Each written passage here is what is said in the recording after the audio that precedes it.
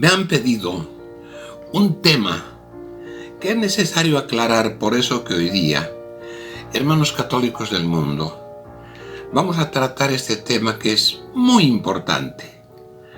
Nosotros tenemos en este momento dos instituciones.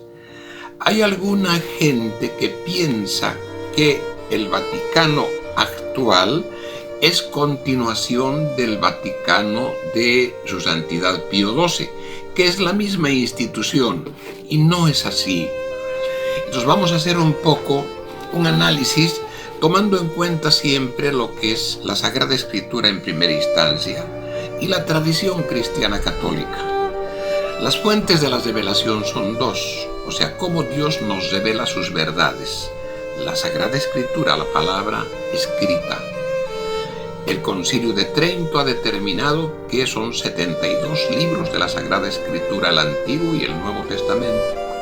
Y la tradición cristiana, que significa todo aquello que los apóstoles han ido predicando como consecuencia del mandato de nuestro Señor Jesús, y que la Iglesia, a través desde San Pedro hasta su Santidad Pío XII, ha ido definiendo en los concilios como verdades reveladas por Dios, a través, lógicamente, de la infalibilidad que tiene el sumo pontífice o el papa verdadero de la Iglesia Católica. Infalibilidad que es una sucesión de la que dio nuestro Señor Jesús, Dios verdadero, hombre verdadero, cuando fundó su Iglesia, a San Pedro, cuando sobre él fundó la Iglesia. Esto lo tenemos en el Evangelio de San Mateo, capítulo 16, versículo 18 al 19. Primero, la Iglesia que fundó nuestro Señor Jesucristo tiene un gobierno que dejó nuestro Señor Jesucristo sobre la persona de Pedro, de San Pedro. Y necesariamente este gobierno no puede quedarse en la persona de Pedro, tiene que venir con sus sucesores. Los sucesores se llaman papas. Los sucesores son los supremos maestros de la Santa Iglesia Católica que guían, gobiernan a la Iglesia fundada por el Señor, por el mandato de nuestro Señor Jesús. Potestatem accipiam Petrus Apostoli, los que siguen y continúan con la potestad del apóstol Pedro, el apóstol Pedro. Esos son los papas legítimos, gobierno de la Iglesia. La Iglesia recibió además una doctrina. Nuestro Señor Jesucristo enseñó verdades y les enseñó estas verdades a los apóstoles, quienes hasta el último apóstol San Juan, hacia el año 90, concluye con la enseñanza de las verdades, doctrina.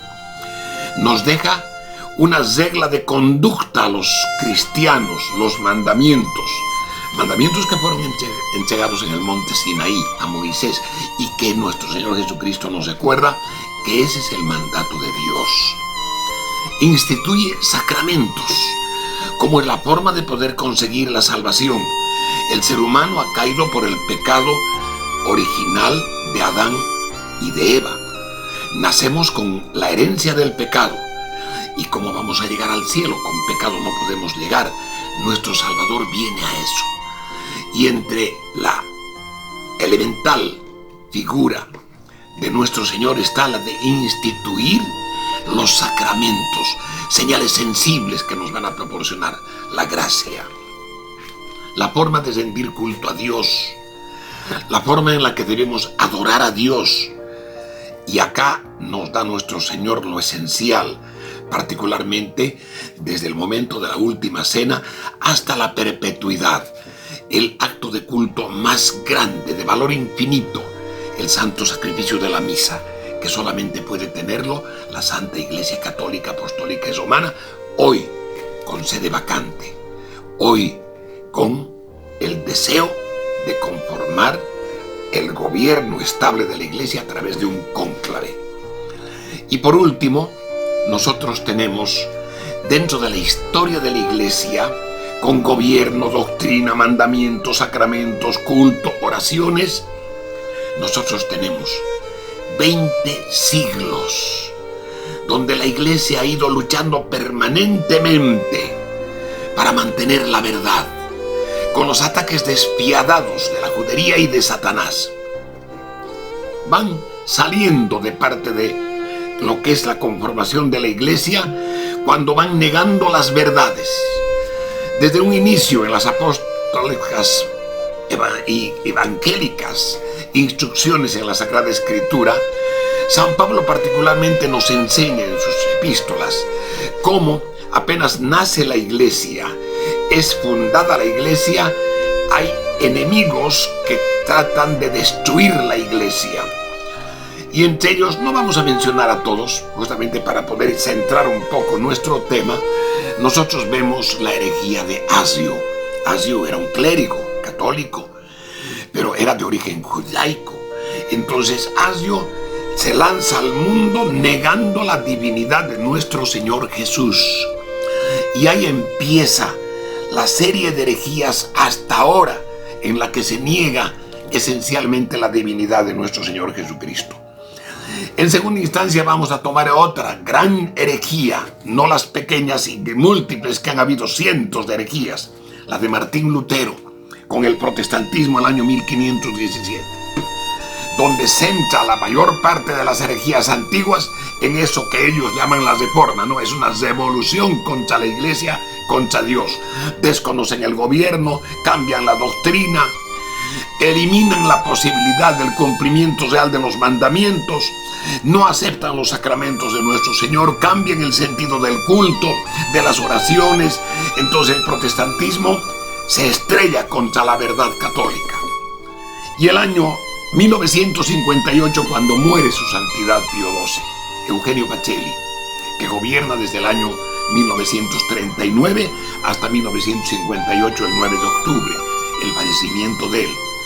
Ahí, apenas muere él, empieza el ataque fuerte desde las herejías de Asio, con todo el protestantismo, más los traidores del progresismo que estaban infiltrados en la iglesia, más la masonería infiltrada en la iglesia, el comunismo a través de los organismos de la KGB que vienen como sacerdotes y obispos ortodoxos, el protestantismo en sus diferentes dimensiones y el modernismo.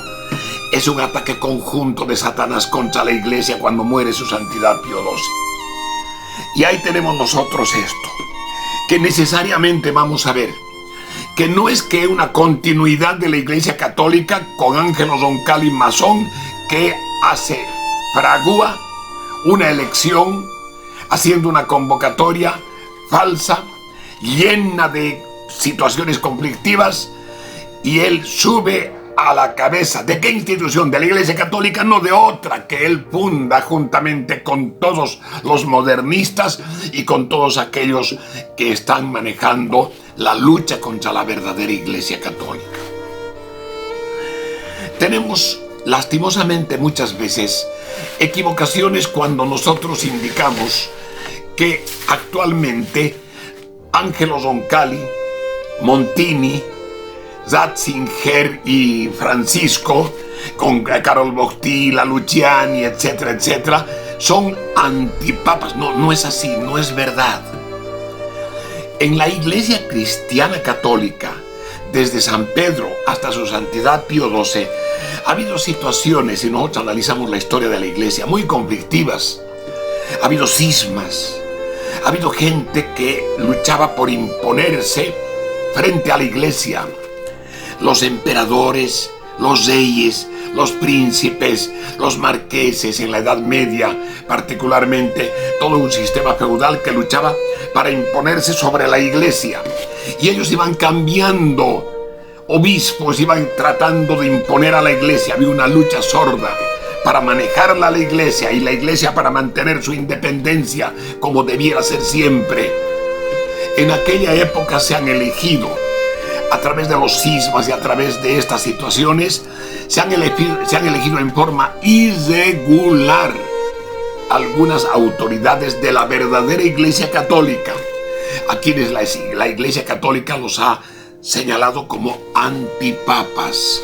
35 antipapas, entre San Pedro hasta su santidad Pío XII.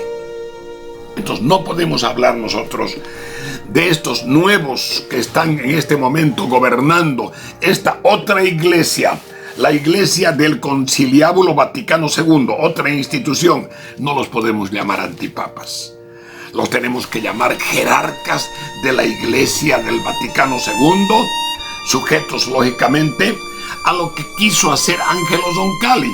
Angelo Roncalli, masón, cuando hizo una convocatoria en la que él, siendo masón, se hizo elegir en forma irregular, totalmente ilegal e ilegítima, se hizo elegir como jefe de otra iglesia.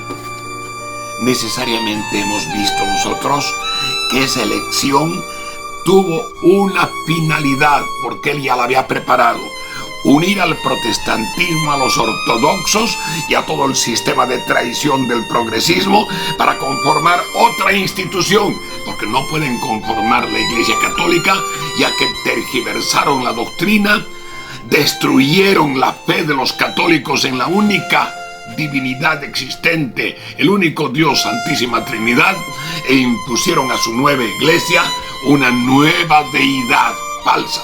Este tema de los antipapas dentro de la Iglesia Católica lo vamos a tratar con mayor detenimiento para que todos los que no manejan la historia de la Iglesia puedan ir conociendo, porque seguramente les va a llamar la atención. La Iglesia Cristiana Católica tiene esencialmente, sobre la base de la Sagrada Escritura, algo que nos va a afectar ahora particularmente, que es otro tema muy profundo que vamos a atacar. Nosotros sabemos que Dios ha establecido un mandato para que nosotros tengamos una forma de poder conducirnos en la tierra, los mandamientos. Y los que no cumplen los mandamientos, los que escapan y se colocan al frente de los mandamientos, se van a condenar. ¿No sabéis que los injustos no poseerán el reino de Dios? No queráis engañarlos, los fornicarios, ni los idólatras, ni los adúlteros, ni los afeminados, ni los sodomistas, ni los ladrones, ni los avaros, ni los borrachos, ni los maldicientes, ni los que viven en rapiña han de poseer el reino de Dios.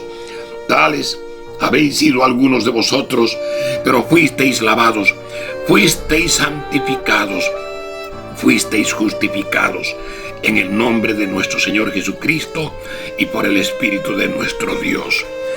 1 Corintios capítulo 6, versículo 9 adelante.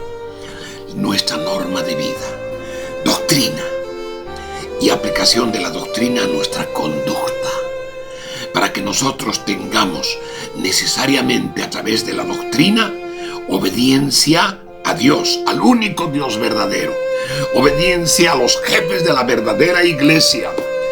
Por eso es que acá qué equivocados están algunos seglares que en forma prepotente y abusiva luchan contra los obispos verdaderamente legítimos de la Iglesia Católica. Qué terrible, qué castigo les dará Dios a estos sujetos que están yendo en contra del mandato de Dios. Dios ha organizado su institución monárquica con gobierno legítimo. Y ahora no hay papa. Estamos queriendo un papa santo y vamos a lograr colocarlo al papa santo. Se va a convocar a los obispos verdaderos. Pero ¿qué tienen que hacer los laicos? Someterse a los obispos. No querer ser encima de los obispos. Como hay algunas personas que, siendo seglares, se permiten no solamente opinar sobre aspectos de doctrina que son ignorantes, y peor todavía, haciendo daño a los verdaderos obispos legítimos. Vamos a profundizar estos temas. Que Dios nos bendiga. Benedicat vos omnipotens Deus, Pater et Filius et Spiritus Sanctus.